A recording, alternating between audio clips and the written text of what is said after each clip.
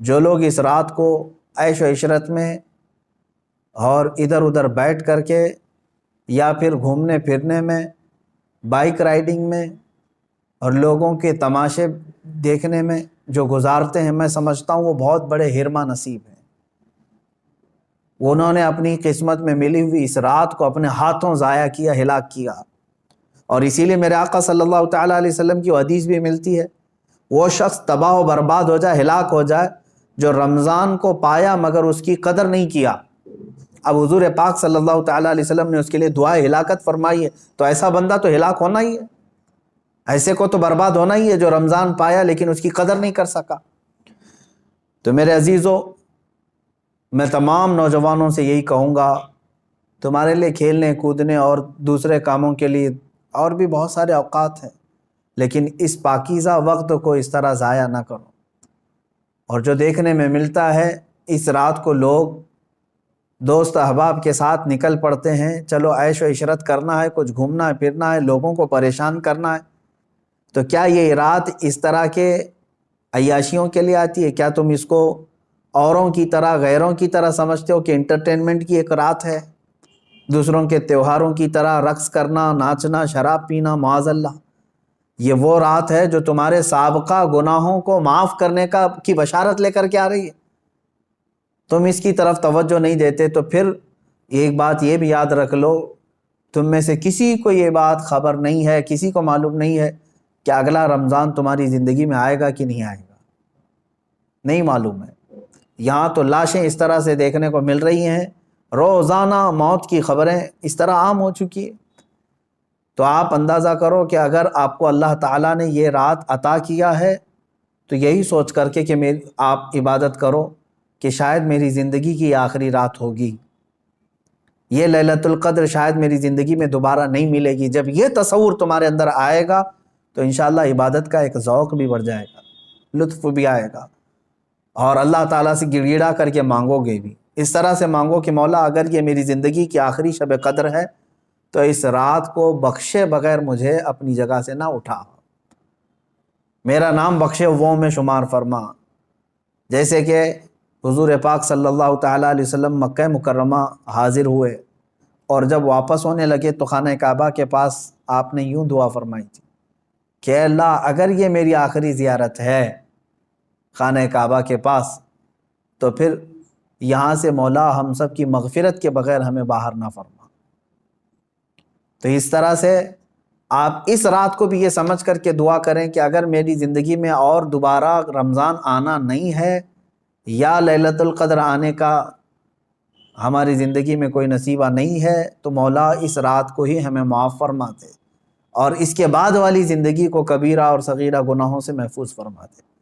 یہ لیلۃ القدر کے سلسلے میں میرے عزیزو عبادتوں کا اہتمام کریں، عورتیں اپنے گھروں میں بچوں کو بھی لے کر، بچیوں کو بھی لے کر بیٹھیں۔ صرف جاگنا اصل مسئلہ نہیں ہے، بعض لوگ سمجھتے ہیں کہ جاگنا چاہیے، جاگنے کا مطلب موبائل لے کر بیٹھ کر کے جاگنا، یہ فضیلت کی بات ہے۔ جاگنا اس کے لیے افضل ہے جو اپنے آنکھیں قرآن کی تلاوت میں لگا چکا ہو یا اپنے جسم کو رب ذوالجلال کی عبادت میں مصروف کر چکا ہو۔ اور اگر خالی جاگنا اور غیبت کرنا، چغلی کرنا یا واہیات دیکھنا ہے تو میں سمجھتا ہوں اس سے بہتر ہے سو جانا اس آدمی کا، وہ سو جائے گا تو کچھ گناہوں سے بچ جائے گا۔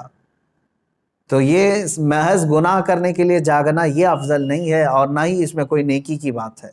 اللہ تبارک و تعالیٰ سب کو اصلاح کی توفیق عطا فرمائے۔ آج میں خصوصیت کے ساتھ اس لیلۃ القدر میں آپ تمام کے سامنے حاضر آیا ہوں ایک درد دل لے کر کہ فلسطین کے مسلمانوں کے ساتھ جو حالات آج پیش آ رہے ہیں، یہ نئی بات تو نہیں ہے، پچھلے 70 سالوں سے وہ اس ظلم کو برداشت کر رہے ہیں، لیکن اب حد ہو گئی ہے مسلمانوں۔ مسجد اقصیٰ میں، بیت المقدس میں اسرائیلی پولیس داخل ہو کر اپنے جوتوں سمیت اور گولیوں سے مسلمانوں کو نشانہ بنانا، باضابطہ ہمیں وہاں کی جو خبریں آ رہی ہیں، لوگ نماز میں مشغول ہیں، دعاؤں میں مشغول ہیں۔ کل بڑی رات تھی وہاں پر، کل لیلۃ القدر تھی، شب قدر کے لیے وہاں پر ہزاروں کی تعداد میں لوگ جمع ہیں، بچے بھی ہیں، بوڑھے بھی ہیں، جوان بھی ہیں، عورتیں بھی ہیں، وہ پیچھے آمین کہنے کے لیے آ بھی جاتی ہیں۔ ان سب کو ان ظالموں نے نشانہ بنایا ہے۔ مسجد اقصی خون میں نہا رہی ہے، قبلہ اول ہمارا، بیت المقدس ہمارا، آج وہاں خون کی ہولی کھیلی جا رہی ہے۔ اب مجھے یہاں پر بات صرف اتنی کرنی ہے کہ وہ کہاں گئے سیکولر کے بھوت، وہ کہاں گئے جو انصاف اور امن و امان کی بات کرنے والے، ہیومن رائٹس کی تنظیمیں، کیا ان کے منہ میں گھی لگ گیا ہے؟ کیا ہے آج ان مسلمانوں کے خلاف جو حالات پیدا کیے جا رہے ہیں اسرائیلیوں کی طرف سے، اس پر کوئی آواز نہیں اٹھاتا؟ یہ دہشت گردی نہیں ہے میرے عزیزو؟ آپ سمجھو پوری دنیا ایک طرفہ دہشت گردی کے لیبل کو صرف مسلمانوں پر چسپاں کرنا چاہتی ہے۔ ورلڈ کا سب سے بڑا دہشت گرد ہے یہ اسرائیلی حکومت کے انڈر میں اس طرح کی جو سازشیں ہو رہی ہیں۔ آپ سوچیں کسی بھی مذہب کے، کسی بھی دھرم کے لوگ جب عبادت میں ہوتے ہیں تو گویا کہ وہ دنیا سے کنارہ ہو کر اپنے اپنے خدا کے پاس جا رہے ہیں، یہی تو ان کا تصور ہوتا ہے۔ عبادتوں کے وقت کسی کو گولیوں کا نشانہ بنانا اور صفوں کو درہم برہم کرنا اور بچوں پر بھی گن تان لینا اور وہاں کے نوجوانوں کے سر پر جوتیاں رکھ کر کے کھڑے ہو جانا، عورتوں کے دوپٹے کھینچ لینا، یہ ہے ایک چہرہ اسرائیل کا جس کو دنیا بتانا نہیں چاہتی۔ اور وہ سب حد پار کر کے بھی امن کے مسیحا ہیں اور دہشت گرد ہم ہیں۔ وہ قتل بھی کرتے ہیں تو چرچا نہیں ہوتا، ہم آہ بھی کہتے ہیں تو ہو جاتے ہیں بدنام۔ میرے عزیزو، اب یہ وقت قیامت کے قریب کا ہے۔ آپ دیکھو کہ تمہارا مسیحا ہے کون؟ کون تمہارے لیے آواز اٹھانے والا ہے؟ تقریباً 57 ممالک اسلامی نام سے جانے جاتے ہیں، ان میں کا کوئی لیڈر سوائے ترکی یا کچھ لوگوں کے؟ یہ سارے اپنے عیاشیوں میں مصروف ہیں۔ فلسطین کے بچوں کو ایک لقمہ کھانا دینے کے لیے بھی سعودی عرب کی حکومت تیار نہیں، امارات تیار نہیں۔ یہ تو اسرائیل کے ساتھ پینگے بڑھا رہے ہیں، اسرائیل کے ساتھ معاہدے کرنے چلے ہیں، اپنی پراپرٹیاں اور اپنے ایئرپورٹ ان کو گروی دینے کے لیے چلے ہیں۔ سمجھنے کی آج ضرورت ہے، جہاں اسلامی ملک ہم سمجھ رہے ہیں، سعودی ہو یا امارات ہو یا بحرین ہو یا قطر ہو، یہ تمام ممالک، ان سب کی نہ جانے کون سی مجبوریاں ہیں، یا ان کے گھروں میں کون سے یہودی آ کر داخل ہو چکے ہیں، یہ واللہ عالم۔ کہ نہ سیریا کے مارے جانے والے مسلمانوں کے لیے بات کرتے ہیں، نہ فلسطین کے نہتے بچوں کے لیے بات کرتے ہیں، نہ یہ برما کے قتل عام پر کوئی بات کرتے ہیں۔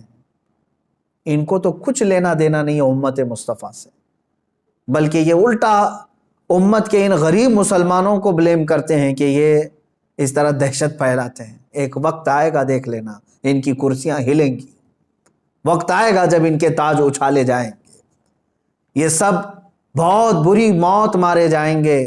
اس لیے کہ میں نے پڑھا ہے کفر کی حکومت تو چل سکتی ہے لیکن ظلم کی حکومت نہیں چلے گی، ظلم زیادہ دن تک نہیں چلے گا، یہ صدائے بازگشت ہے، پلٹ کر کے واپس آنا ہے۔ آپ کو پتہ ہے، میں نے دیکھا ہے فلسطین کے بہت سارے لوگوں کو جن حالات میں وہ زندگی گزار رہے ہیں، اللہ کی پناہ، 35 سال، 40 سال سے ان کی مارکیٹوں پر کرفیو لگی ہے۔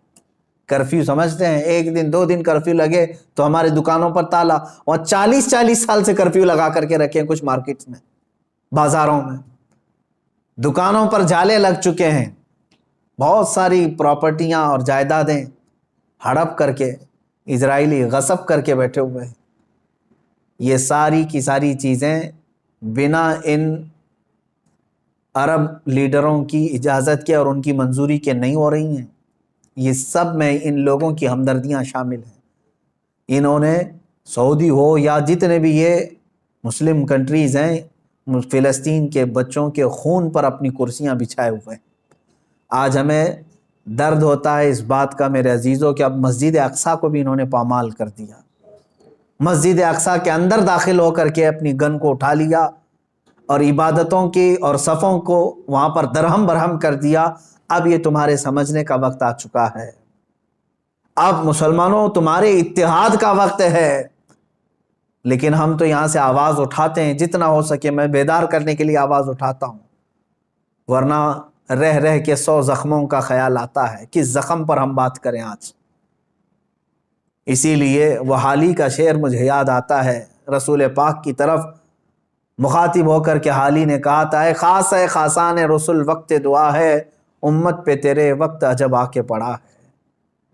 آج یہی حال تو ہے امت پر، ایسے حالات کہ ہماری بہنیں بہت چیخ رہی ہیں اپنی عزت کے لٹنے پر، ہماری ماؤں کو بے آبرو کیا جا رہا ہے، لیکن ان کی مدد کے لیے اٹھنے والا کوئی شہسوار نظر نہیں آتا۔ مشرق سے مغرب تک، شمال سے جنوب تک ایک چپی اور ایک خاموشی ہے، ایک ایسا سنسان ماحول ہے کہ سب اپنوں میں اور اپنے آپ میں مست ہیں۔ تمہیں معلوم ہے آج ہم افطاری کے لیے بیٹھتے ہیں تو بڑی بڑی نعمتیں کھا لیتے ہیں، ان بچوں کا کیا ہوتا ہے جن کی افطاری کے وقت ان کے باپ اور ماں کی لاشیں سامنے رکھی رہتی ہیں؟ رمضان المبارک ان کا ہر سال اس طرح سے خون میں نہلا دیا جاتا ہے، یہ کون سا انصاف ہے؟ یہ امریکہ جو ہیومن رائٹس کی بات کرتا ہے، دنیا کو انصاف اور جمہوریت دینے کا علم بردار کہلاتا ہے، یہ سب کے سب ان فلسطینیوں کے قتل عام پر خاموشی اختیار کیے ہوں۔ کہاں ہے وہ اقوام متحدہ؟ کہاں ہے وہ UN ہے؟ وہاں پر ان چیزوں کی بات نہیں ہوگی۔ ہاں، اگر ایک اسرائیلی مارا گیا یا ایک یہودی یا ایک عیسائی مارا گیا تو اس کے لیے تو بوال ہوگا۔ مسلمانوں کا خون سستا ہو چکا ہے، مسلمانوں کا خون بہت عام ہے کہ ان کو کوئی بھی بہا دے۔ اے مسلمانوں، اس لیے آج تمہیں واپس اپنے اسی قدم پر آنے کی ضرورت ہے جہاں پر رسول پاک نے تمہیں چھوڑا تھا۔ میرے آقا صلی اللہ تعالیٰ علیہ وسلم نے جو نقوش ہمیں دیے وہاں پر تمہیں واپس آنے کی ضرورت ہے۔ تم اگر دنیا کی رضامندی کے لیے اپنے آپ کو بیچتے ہو، چند لوگوں کی رضا کے لیے اپنے آپ کو بدلتے ہو، تو یاد رکھنا یہ دنیا کبھی تم سے راضی نہیں ہوگی، کبھی راضی نہیں ہوگی۔ کیوں نہ ہم رسول پاک صلی اللہ تعالیٰ علیہ وسلم کی رضا کے کام کریں، اللہ اور اس کے رسول راضی ہو جائیں تو پھر ہماری وہ سابقہ قوت لوٹ آئے گی جس قوت سے قیصر و کسریٰ کانپتے تھے، وہ ایمانی غیرت واپس لوٹ آئے گی جس سے وقت کا چنگیز خان بھی ہل جاتا تھا، تھر تھر کانپتے تھے۔ وہ ایمانی غیرت اور حمیت واپس آ جائے گی۔ شرط صرف اتنی ہے، ان کنتم مؤمنین، تم سچے نبی کے غلام ہو جاؤ۔ ولا تہینوا ولا تحزنوا وانتم الاعلون، میرے رب کا وعدہ ہے کہ تم غم نہ کرو، پریشان مت ہو، تم بلند ہوگے، لیکن اس کے ساتھ ایک شرط ہے کہ تم نبی کی وفاداری تو کرو، غلامی میں تو آ جاؤ۔ آج فلسطین ہے، اس کے بعد شام ہے، اس کے بعد عراق ہے، اس کے بعد یمن ہے، پھر افغان ہے، برما ہے، یہ سب جگہ مذبح خانہ بنا ہوا ہے۔ جانور بھی اتنے نہیں کاٹے جاتے جتنے وہاں کے انسان کاٹے جاتے ہیں۔ میرے عزیزو، آج کے ان حالات کو دیکھ کر کے مجھے اندازہ ہو رہا ہے اب رب تبارک و تعالیٰ کا یہ قہر ہی تو ہے کورونا۔ جب ظلم بڑھتا ہے تو بلائیں بھی پھیلتی ہیں، یہ جتنے ظالم ہیں دیکھ لینا یہ بلاؤں میں گرفتار ہوں گے۔ آج یہ جو حالات پیدا ہوئے ہیں، کثرت سے یہ بیماری کا پھیل جانا اور کثرت سے موتوں کا ہو جانا، آپ کیا سمجھتے ہیں؟ یہ بھی ایک اللہ تعالیٰ کے غضب کی نشانی ہے، یہ اس کے قہر کی نشانی ہے۔ تمہارے پاس لاکھوں کروڑوں بھی ہوں گے، تم بچ نہیں پاؤ گے اس کی پکڑ سے۔ ظلم سے باز آ جاؤ۔ ظلم ایک ایسی چیز ہے جس کو کبھی دنیا نے پسند نہیں کیا، اور ہر ظالم کا انجام بہت سخت ہوا ہے۔ وہ چنگیز خان جس نے لاکھوں کی لاشیں بچھا دی تھی محض گھوڑے پر بیٹھ کر کے، ایک بار اپنے ہاتھ میں کسی چیز کو لے کر کھیل رہا تھا۔ مجھے یاد آتی ہے بات، آج فلسطین کے بچوں کے لیے اب بھی میری امید ہے۔ لوگ یہ کہتے ہوں گے ان کے پاس کچھ نہیں، ارے وہ چھوٹے کنکر اور پتھر سے مقابلہ کر رہے ہیں، سامنے والے پیٹروٹ میزائل لے کر کھڑے۔ اسرائیلیوں کے پاس گن ہیں اور وہ بچوں کی کھوپڑیوں پر لگاتے ہیں، اور دوسری طرف نہتے بچے ہیں۔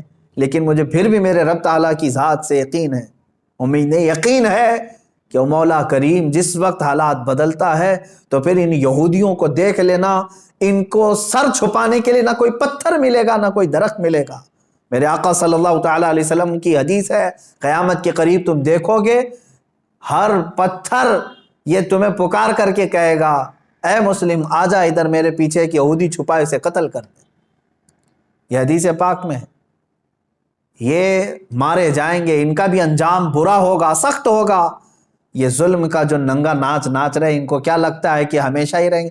یہ خود چین سے کبھی نہیں رہ سکتے. ذلت والے لوگ، انبیاء کا بے حساب قتل کیا جنہوں نے، پوری دنیا کی آج چین و سکون کو غارت کرنے والا یہ اسرائیل کیا سمجھتا ہے کہ ہمیشہ ان کی حکومت قائم ہو جائے؟ میرے رب تبارک و تعالیٰ کا انتقام بہت قریب ہے، بہت قریب ہے. میں جو بات عرض کر رہا تھا وہ یہ ہے کہ فلسطین کے بچوں کے لیے اب بھی انشاءاللہ العزیز امید ہے، آئے گی. چنگیز خان ظالم تھا، اس نے انسانوں کی کھوپڑی سے مینار بنانے کا بھی حکم دے دیا تھا. اتنے قتل کرتے تھے، جس راستے سے وہ گزرتے پورے گاؤں کو جلا کے چلے جاتے تھے، کوئی نشانی نہیں رکھتے تھے. منگولیا کے رہنے والے یہ چنگیز خان نے ایک وقت ایسا آیا کہ تقریباً کئی 100 لوگوں کو، مسلمان بھی تھے اس میں اور دوسرے بھی تھے، قید کر کے لایا اور کھڑا کر دیا. قتل عام کا حکم تھا. 3 صفیں لگی ہوئی تھی، اس میں علماء تھے اکثر. ایک بڑی عمر کے بزرگ بھی اس میں کھڑے تھے، وہ پہلی صف میں تھے. تو جلاد کو اس نے حکم دیا، چنگیز خان اپنے گھوڑے پر بیٹھا ہوا تھا، حکم دیا کہ قتل کرو. تو پہلی صف کو جب قتل کرنے لگا جلاد، تو بڑی عمر والے جو تھے، وہ ایک بزرگ، وہ دوسری صف میں پیچھے چلے گئے کہ پہلی صف والوں کے سب سر اڑا دیے گئے، سب قتل ہو گئے. چنگیز خان دیکھ رہا تھا کہ ایک بوڑھا پہلی صف سے دوسری صف میں جا رہا ہے، دوسری صف کے قتل کا حکم ہو گیا. تو وہ بوڑھے میاں تیسری صف میں چلے گئے کہ بچ جاؤں کہیں سے. چنگیز یہ چیز دیکھ کر کے ہنس رہا تھا، کہکا مار رہا تھا. دوسری صف کے بھی پورے لوگ قتل ہو گئے. تیسری صف جب بچی تھی، تب چنگیز خان نے اس بوڑھے کو مخاطب کر کے کہا بڑے میاں یہ آخری ہے، پہلی سے تم دوسری میں آ گئے، دوسری سے تیسری میں آ گئے، میں دیکھ رہا ہوں مسلسل تم کو، اب پیچھے کوئی صف نہیں، آگے میری تلوار ہے، بتاؤ اب کہاں جاؤ گے، اب کون بچائے گا؟ اس بزرگ نے کہا میرے رب کی ذات سے اب بھی مجھے امید ہے، میرے اللہ سے مجھے اب بھی امید ہے، وہ اگر چاہے تو اب بھی مجھے بچائے گا. کہا کہ اب کوئی صورت ہی نہیں ہے تمہارے بچنے کی. قتل عام کا حکم تھا، تیسری صف کے لوگوں کو قتل کرنے کا آرڈر دیا ہی تھا. اچانک وہ کوئی چیز لے کر کے اپنے ہاتھ میں کھیل رہا تھا چنگیز خان، اس کے ہاتھ سے وہ گر گئی. وہ چیز جیسی گری، وہ جھک کر کے اٹھانے گیا تو گھوڑا ڈر گیا، اس کا ڈر کر کے بدک گیا اور ایسا دوڑا کہ چنگیز کے پیر جو ہے اس کے زین میں پھنسے رہ گئے اور سر نیچے لٹکا رہ گیا. اور گھوڑا اتنا سرپٹ دوڑتا گیا کہ اس کا سر جو ہے پتھروں سے ٹکراتا چلا گیا. اتنا ٹکرایا، لوگ پکڑنے کی کوشش کرتے رہے، گھوڑا کسی کے ہاتھ میں نہیں آیا. وہ بہت اعلیٰ نسل کا گھوڑا تھا جو چنگیز استعمال کرتا تھا. وہ گھوڑا بھاگتا رہا یہاں تک کہ بہت دیر کے بعد جب چنگیز خان کے گھوڑے کو قابو میں کیا گیا، اس کا سر جو ہے کئی پتھروں سے ٹکرا چکا تھا اور اس کے بعد اس کی موت آ چکی تھی، موت آ گئی. اس بابا نے کہا تھا اب بھی اگر اللہ چاہے تو مجھے بچا لے گا. ظالم اگر سر پر بھی کھڑا ہے، گردن پر تلوار بھی ہے، اگر رب تبارک و تعالیٰ چاہے تو ظالم کو اسی وقت اس کے انجام تک پہنچاتے. آج بھی اسرائیل نے اگر حد کر دیا، بچوں کے خون، عورتوں کے خون کو مسجد اقصی میں بہا دیا، تو یاد رکھنا رب تبارک و تعالیٰ دیکھ رہا ہے. وَمَا اللَّهُ بِغَافِلٍ عَمَّا يَعْمَلُ الظَّالِمُونَ، اللہ ہرگز ظالموں کے کام سے غافل نہیں. انما یؤخرہم لیوم تشخص فیہ الابصار، ہاں وہ تھوڑا مؤخر کرتا ہے اپنی پکڑ کو، لیٹ کرتا ہے، دیر کرتا ہے پکڑ کو.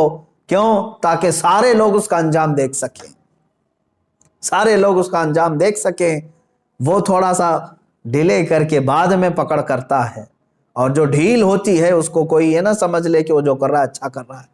لیکن میں تمام مسلمانوں سے کہنا چاہوں گا، اب بعض لوگ تو اپنی تسبیح اپنے مسلح پر تو آئی گئے ہیں کہ چلو فلسطین کے بچوں کے لیے دعا کرنا ہے. ظاہر سی بات ہے اب دعا کے علاوہ بہت سارے لوگوں کے پاس بچا کیا ہے؟ آج یہی حالات ہیں ہمارے۔ لیکن ساتھ میں نوجوانوں سے کہنا چاہوں گا، اٹھو وہ گر نہ حشر نہ ہوگا پھر کبھی، دوڑو کہ زمانہ چال اپنی چل گیا۔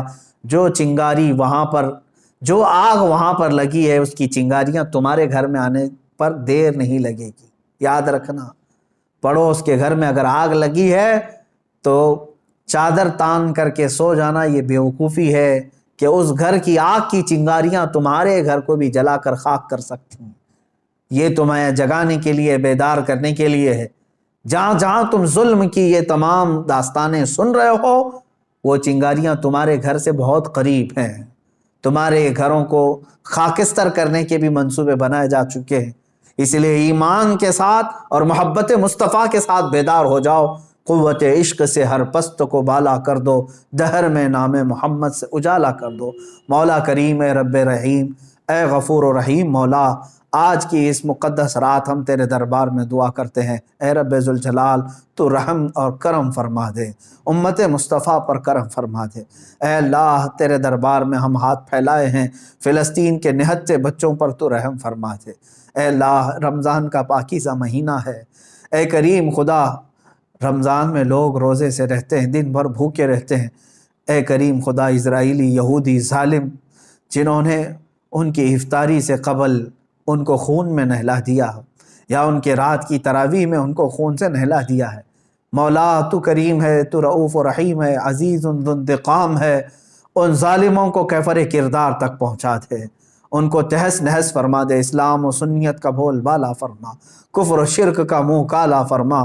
جتنے برے منصوبے اسلام اور مسلمانوں کے خلاف بنائے جاتے ہیں مولا، سب کو تو خاک میں ملا دے۔ اے رب ذوالجلال احسن الخالقین، ہم سب کے تمام پچھلے سابقہ گناہوں کو معاف فرما دے، نیک اور اچھی زندگی عطا فرما دے، تیرے حبیب پاک صلی اللہ تعالیٰ علیہ وسلم کی سچی پکی عقیدت و محبت نصیب فرما۔ لیلۃ القدر کی برکت سے مولا ہم سب کی مغفرت فرما۔ جتنے لوگوں نے مجھے دعا کی درخواستیں کی ہیں، سب کی جائز مرادیں پوری فرما۔ ہماری ماؤں، بہنوں، بچیوں، بیٹیوں، بہوؤں، سب کی عزت و آبرو کی حفاظت فرما۔ جو بے اولاد ہیں انہیں صالح اولاد عطا فرما، جو بے روزگار ہیں انہیں حلال روزیاں عطا فرما، جو مقروض ہیں ان کے قرضوں میں آسانیاں عطا فرما۔ اے رب ذوالجلال، جو جس پریشانی میں مبتلا ہے تو بہتر جانتا ہے، تو علیم و خبیر ہے مولا، سب کی پریشانیوں کو دور فرما دے۔ مولا ہماری نسلوں میں قیامت تک عاشقان مصطفیٰ پیدا فرما، ہماری اولاد کو، ہماری نسلوں کو گستاخان رسول سے بچا لے۔ اے رب ذوالجلال، ہماری دعاؤں کو رسول پاک صلی اللہ تعالیٰ علیہ وسلم کے صدقے و توسل قبول فرما۔ وصلی اللہ تعالیٰ علی خیر خلق محمد وآلہ واصحابہ اجمعین، وآخر دعوانا ان الحمد للہ رب العالمین۔ السلام علیکم۔